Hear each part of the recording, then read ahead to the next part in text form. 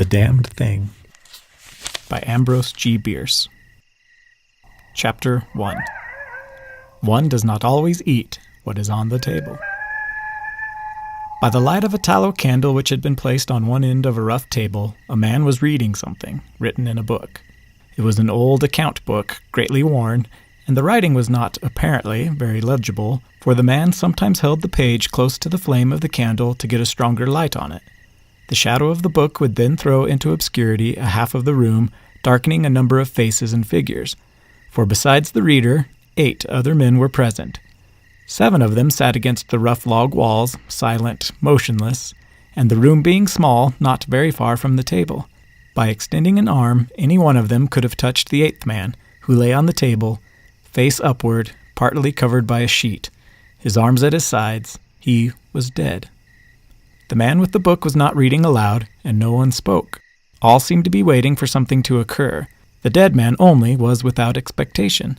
The bland darkness outside came in, through the aperture that served for a window, all the ever unfamiliar noises of night in the wilderness, the long nameless note of a distant coyote, the drone of great blundering beetles, and all that mysterious chorus of small sounds that seem always to have been but half heard when they have suddenly ceased, as if conscious of an indiscretion. But nothing of all this was noted in the company. Its members were not overmuch addicted to idle interest in matters of no practical importance. That was obvious in every line of the rugged faces, obvious even in the dim light of the single candle. They were evidently men of vicinity, farmers and woodsmen. The person reading was a trifle different. One would have said of him that he was of the world, worldly, albeit there was that in his attire which attested a certain fellowship with the organisms of his environment. His coat would have hardly passed muster in San Francisco, his footgear was not of urban origin, and the hat that lay by him on the floor, he was the only one uncovered, was such that if one had considered it as an article of mere personal adornment, he would have missed its meaning. In countenance, the man was rather prepossessing, with just a hint of sternness, though he may have assumed or cultivated as appropriate to one in authority, for he was a coroner.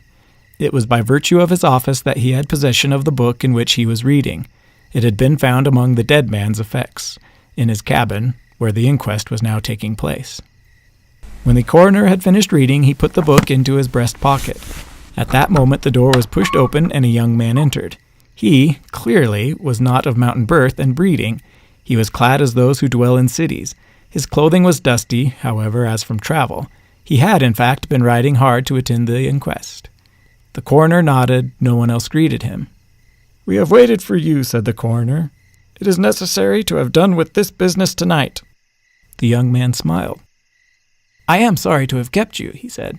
"I went away, not to evade your summons, but to post to my newspaper an account of what I suppose I am called back to relate." The coroner smiled. "The account that you posted in your newspaper," he said, "differs probably from that which you will give here under oath." "That," replied the other, rather hotly and with a visible flush, "is as you please. I used manifold paper, and I have a copy of what I sent. It was not written as news, for it is incredible, but as fiction. It may go as part of my testimony under oath." "But you say it is incredible." "That is nothing to you, sir, if I also swear that it is true." The coroner was silent for a time, his eyes upon the floor. The men about the sides of the cabin talked in whispers, but seldom withdrew their gaze from the face of the corpse. Presently the coroner lifted his eyes and said, "We will resume the inquest." The men removed their hats. The witness was sworn. "What is your name?" the coroner asked. "William Harker." "Age?" 27. "You knew the deceased, Hugh Morgan?" "Yes." "You were with him when he died?" "Near him." "How did that happen? Your presence, I mean." "I was visiting him at this place to shoot and fish. A part of my purpose, however, was to study him and his odd, solitary way of life. He seemed a good model for a character in fiction. I sometimes write stories." "I sometimes read them." "Thank you." "Stories in general, not yours." Some of the jurors laughed. Against a somber background, humor shows highlights. Soldiers in the interval of a battle laugh easily, and a jest in the death chamber conquers by surprise.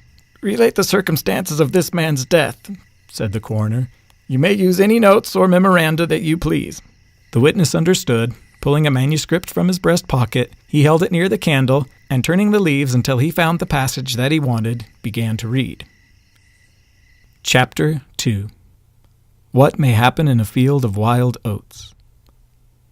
The sun had hardly risen when we left the house. We were looking for quail, each with a shotgun, but we only had one dog. Morgan said that our best ground was beyond a certain ridge that he pointed out, and we crossed it by trail through the chaparral. On the other side was comparatively level ground, thickly covered with wild oats.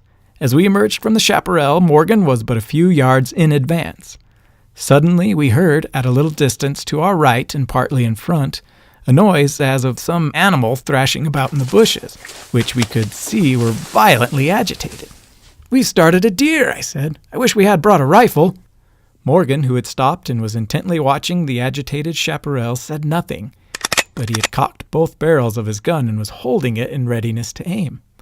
I thought him a trifle excited, which surprised me, for he had a reputation for exceptional coolness even in moments of sudden and imminent peril.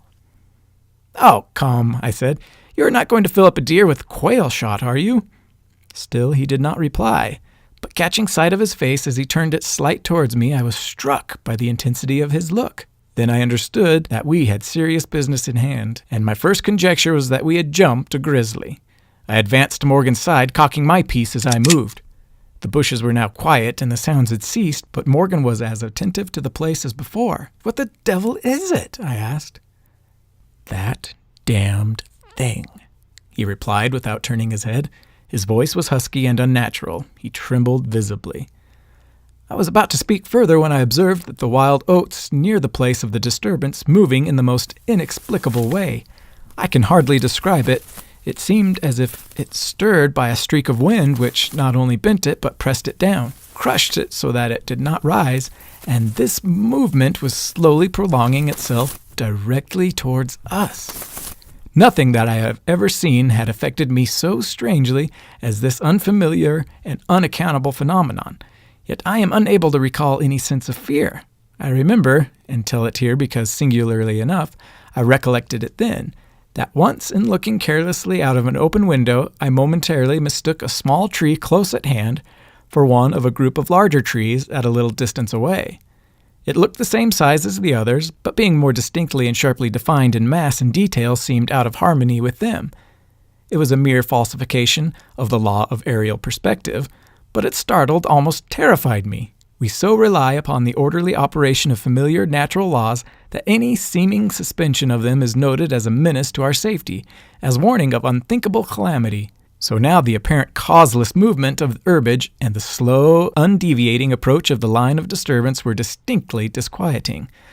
My companion appeared actually frightened, and I could hardly credit my senses when I saw him suddenly throw his gun to his shoulder and fire both barrels at the agitated grain. Before the smoke had cleared away, I heard a loud, savage cry, a scream like that of a wild animal, and flinging his gun upon the ground, Morgan sprang away and ran swiftly from the spot. At the same instant, I was thrown violently to the ground by the impact of something unseen in the smoke. Some soft, heavy substance that seemed thrown against me with great force.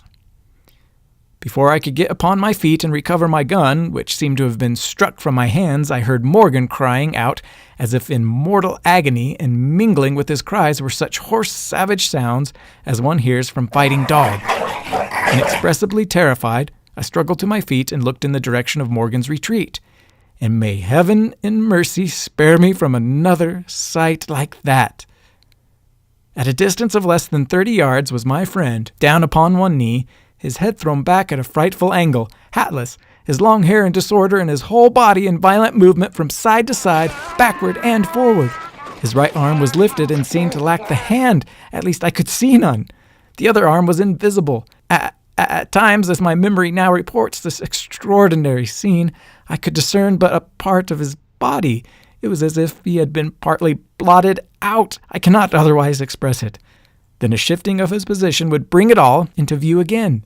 All this must have occurred within a few seconds, yet in that time Morgan assumed all the postures of a determined wrestler vanquished by superior weight and strength. I saw nothing but him, and not always distinctly. During the entire incident, his shouts and curses were heard, as if through an enveloping uproar of such sounds of rage and fury as I have never heard from the throat of man or brute. For a moment I only stood irresolute. Then, throwing down my gun, I ran forward to my friend's assistance. I had a vague belief that he was suffering from a fit or some form of convulsion. Before I could reach his side, he was down and quiet. All sounds had ceased, but with a feeling of such terror as even those awful moments had not inspired, I now saw a sign again of the mysterious movement of the wild oats, prolonging itself from the trampled area about the prostrate man toward the edge of a wood. It was only when it had reached the wood that I was able to withdraw my eyes and look at my companion. He was dead. Chapter 3. A man, though naked, may be in rags. The coroner rose from his seat and stood beside the dead man. Lifting an edge of the sheet, he pulled it away, exposing the entire body, altogether naked and showing in the candle light a clay-like yellow. It had, however, broad maculations of bluish-black, obviously caused by extravasated blood from contusions. The chest and sides looked as if they had been beaten with a bludgeon. There were dreadful lacerations. The skin was torn in strips and shreds. The coroner moved round to the end of the table and undid a silk handkerchief which had been passed under the chin and knotted on the top of the head. When the handkerchief was drawn away, it exposed what had been the throat. Some of the jurors, who had risen to get a better view, repented their curiosity and turned away their faces. Witness Harker went to the open window and leaned out across the sill, faint and sick. Dropping the handkerchief upon the dead man's neck, the coroner stepped to an angle of the room, and from a pile of clothing produced one garment after another, each of which he held up a moment for inspection. All were torn and stiff with blood. The jurors did not make a closer inspection. They seemed rather uninterested. They had, in truth, seen all this before, the only thing that was new to them being Harker's testimony. "Gentlemen," the coroner said, "we have no more evidence, I think. Your duty has been already explained to you. If there is nothing you wish to ask, you may go outside and consider your verdict." The foreman rose, a tall, bearded man of 60, coarsely clad. "I shall like to ask one question, Mr. Coroner," he said. "What asylum did this your last witness escape from?" "Mr. Harker," said the coroner gravely and tranquilly, "from what asylum did you escape?" Harker flushed crimson again, but said nothing, and the 7 jurors rose and solemnly filed out of the cabin. "If you have done insulting me, sir," said Harker as soon as he and the officer were left alone with the dead man, "I suppose I am at liberty to go?" "Yes." Harker started to leave, but paused with his hand on the door latch. The habit of his profession was strong in him, stronger than his sense of personal dignity. He turned about and said, "The book you have there. I recognize it as Morgan's diary. You seemed greatly interested in it. You read in it while I was testifying. May I see it? The public would like that information." "The book will cut no figure in this matter," replied the official, slipping it into his coat pocket. "All entries in it were made before the writer's death." As Harker passed out of the house, the jury re-entered and stood about the table, on which the now covered corpse showed under the sheet with a sharp definition. The foreman seated himself near the candle, produced from his breast pocket a pencil and a scrap of paper, and wrote rather laboriously the following verdict, which, with various degrees of effort, all signed. "We, the jury, do find that the remains come to their death at the hands of a mountain lion. But some of us think, all the same, they had fits." Chapter 4. An Explanation from the Tomb. In the diary of the late Hugh Morgan are certain interesting entries having possibly a scientific value as suggestions. At the inquest upon his body, the book was not put in evidence. Possibly the coroner thought it not worthwhile to confuse the jury. The date of the first of the entries mentioned cannot be ascertained. The upper part of the leaf is torn away. The part of the entry remaining follows. "Would run in a half circle, keeping his head turned always toward the center, and again he would stand still, barking furiously. At last he ran away into the brush as fast as he could go. I thought at first that he had gone mad, but returning to the house found no other alteration in his manner than what was obviously due to fear of punishment.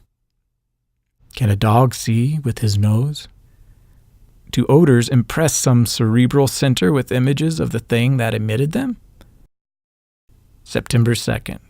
Looking at the stars last night as they rose above the crest of the ridge east of the house, I observed them successively disappear, from left to right.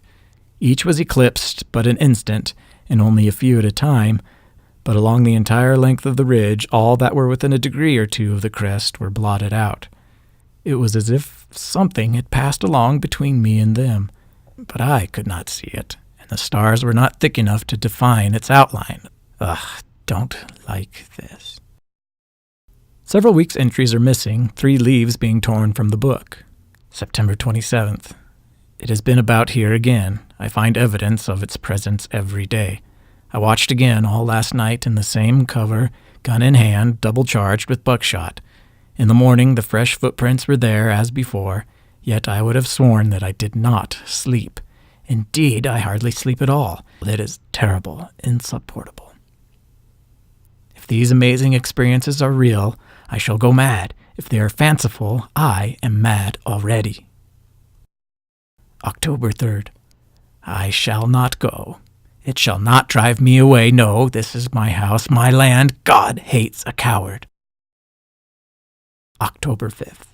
I can stand it no longer. I have invited Harker to pass a few weeks with me. He has a level head. I can judge from his manner if he thinks me mad. October 7th. I have the solution of the mystery. It came to me last night, suddenly, as by revelation. How simple, how terribly simple. There are sounds we cannot hear. At either end of the scale are notes that stir no chord of that imperfect instrument, the human ear. They are too high or too grave. I have observed a flock of blackbirds occupying an entire treetop, the tops of several trees, and all in full song. Suddenly, in a moment, at absolutely the same instant, all spring into the air and fly away. How? They could not all see one another. Whole treetops intervened. At no point could a leader have been visible to all. There must have been a signal of warning or command, high and shrill above the din, but by me unheard. I have observed, too, the same simultaneous flight when all were silent among not only blackbirds but other birds, quail, for example, widely separated by bush, even on opposite sides of a hill. It is known to seamen that a school of whales, basking or sporting on the surface of the ocean miles apart, with the convexity of the earth between, will sometimes dive at the same instant. All gone, out of sight in a moment. The signal has been sounded, too grave for the ear of the sailor at the masthead and his comrades on the deck, who nevertheless feel its vibrations in the ship as the stones of a cathedral are stirred by the bass of the organ. As with sounds, so with colors. At each end of the solar spectrum, the chemist can detect the presence of what are known as actinic rays. They represent colors, integral colors in the composition of light, which we are unable to discern. The human eye is an imperfect instrument. Its range is but a few octaves of the real chromatic scale. I am not mad. There are colors that we cannot see. And God help me, the damned thing is of such a color.